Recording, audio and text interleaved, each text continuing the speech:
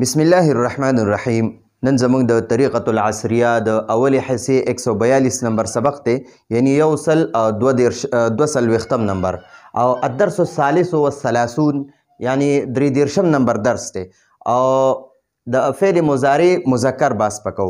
په دې کې به مونږ درې قسمه صيغې باس کو. یو چې دا د فعل مضارع واحد مذکر حاضر صيغه، یو فعل مضارع واحد متکلم صيغه، یو د فعل مضارع واحد مذکر غائب صيغه. دا درې صيغې به نن په دې درس کې مونږ په جملو کې استعمالو. نو دلته کې دی وی خالد یسمع باذنه. دا یسمع چې دی یسمع دا د فعل مضارع واحد مذکر غائب صيغه ده، خو دا د دې خالد د پاره یادی چې خالد یسمع، خالد اوري، باذنه دا با جاره ده، اذن مضاف، ها ضمیر مضاف الیه. نو دا مضاف مضاف الیه د با جاره لپاره مجرور شو. نو دغه ډیر باس نه کو، ابتدایي طلبه پکې وي هغې دپاره بیا مشکله وي، بس صرف لږ غونته اشارتن مې راته وي چې با جاره ده، اذن مضاف، دا ها ضمیر مضاف الیه، دا مضاف مضاف الیه د با جاره دپاره مجرور شو، دا جار مجرور د یسمع فعل متعلق شو. نو خالد یسمع باذنه، خالد پخپل د با جاره معنی به مونږ دلته وکړو په او د ها مجرور مضاف الیه معنی به مونږ کوو خپل، با معنی به کوو په، او د ها مجرور معنی به مونږ کوو په نه خپل. باذنه پخپل غوږ، پخپل غوږ، یا داسې ویلی شي خپل غوږ سره.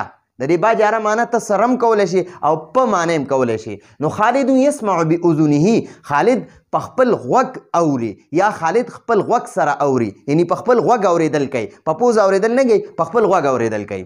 ویذوق، یذوق کې هو ضمیر دی، هغه هماغه مخکې چې د چا نوم اخیستلی شوی هغه ته راجع وي. نو ویذوق او هغه اوري، ویذوق او هغه اوري، یذوق کې هو ضمیر دی، نو دا هو ضمیر معنی مونږ کو هغه.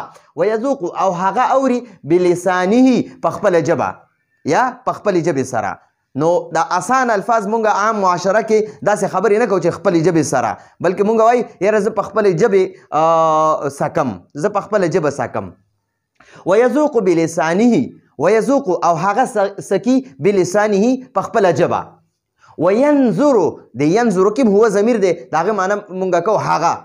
وینظر او هغه ګوري بعینه پخپله سترګه، بعینه پخپله سترګه. وینظر بعینه او هغه پخپله سترګه ګوري. ویأخذ، ویأخذ کې دا هو ضمیر دی په دې ټولو صیغو کې، دا د فعل مضارع واحد مذکر صیغې دي، واحد مذکر غائب صيغې دي. وینظر بعینه او هغه پخپل سترګه ګوري. ویأخذ او هغه نیسي بیده پخپل لاس، او هغه پخپل لاس نیسي.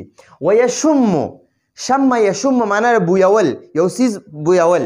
ویشم او هغه بویي، هغه بویي بانفه پخپل پوزه، هغه پخپل پوزه بویي.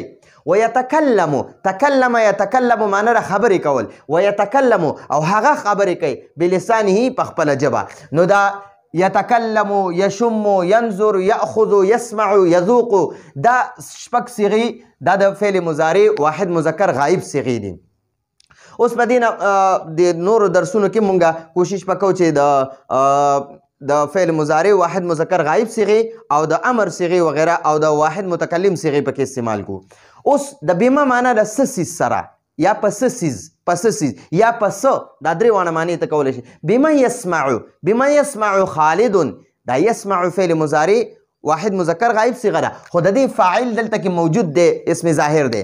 نو دلته کې مونږ وایو بما یسمع خالد، خالد په څه څیز اوري، یا خالد په څه اوریدل کوي، خالد په څه اوریدل کوي. نو جواب ورته لیکلی دی وایي خالد یسمع، خالد اوري باذنه پخپل غوږ سره، یعنی پخپل غوږ. خالد یسمع باذنه، خالد پخپل غوږ اوري. اوس دلته وایي بما ینظر، هغه په څه ګوري، هغه په څه ګوري، دا لیدل کتل په څه کوي، یا هغه په څه څیز ګوري، په څه څیز ګوري. بما ینظر هغه په څه څیز ګوري، یا دویمه معنی وکړه هغه په څه ګوري. نو جواب ورکوي هو ینظر، هغه ګوري بعینه پخپله سترګه، هغه پخپله سترګه ګوري.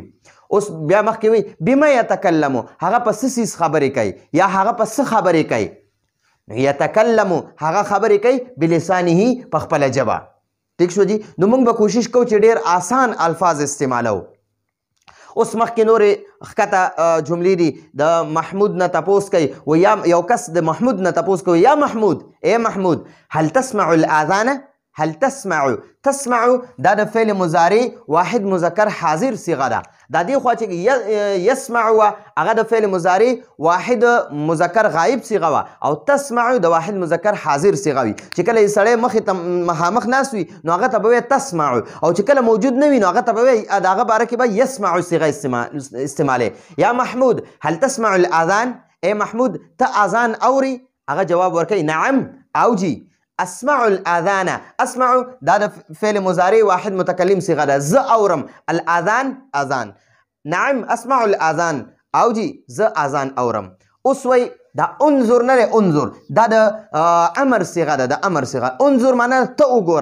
وګوره الى السماء اسمان ته اسمان ته وګوره نو هغه جواب ورکوي دا انظرو چې کله ته د امر صيغه استعمالوي د نظره ینظرونه نو هغه ته به وایي انظر ته وګوره او چې د واحد متکلم صيغه وي هغه به وایي انظرو زه ګورم الى السماء اسمان طرف ته یا اسمان ته ماذا ترى ماذا معنی ده څه ترى ته ویني ته څه ویني ماذا ترى ته څه ویني هغه وایي اره الشمس ماذا ترى دا ترى چې دا د فعل مضارع واحد مذکر حاضر صيغه ده او اره دا د فعل مضارع واحد متکلم صيغه ده ماذا ترى ته څه ویني هغه جواب ورکوي اره الشمس زه نور وینم اره معنی ده زه وینم الشمس نور اوس بیا تپوس کوي وایي هل تتکلم العربیه تتکلم ته خبرې کوې اتکلم زه خبرې کوم یتکلم هغه خبرې کوي نو هل تتکلم العربیه هل آیا تتکلم ته خبرې کوې